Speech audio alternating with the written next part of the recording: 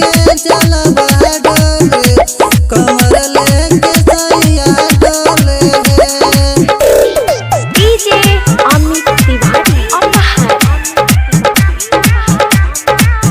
कमर लेके सैया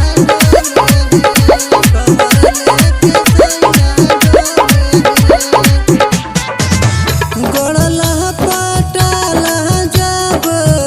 जहल से डगरिया में लहगे करंट उनका लगल शरीरिया में कहल के भोला जी के चला हई कुछो न होई हमके दूजना कुछ जपस रहे हर हर बोल बम के मिसरी के जैसे घोल है लटकी में गंगा जी के जलवा डोले कमर लेके सैया डोले लटकी में गंगा जी के जलवा डोले कमर लेके सैया डोले डीजे अमित तिवारी अपहर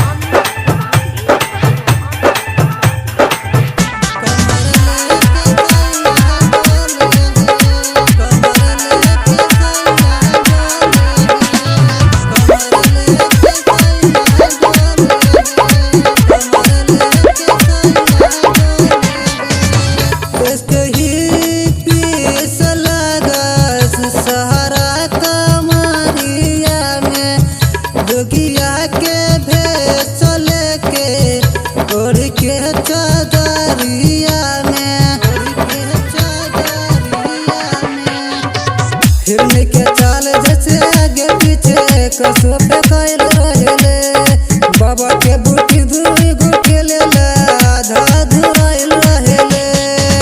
गोहरा में सडोले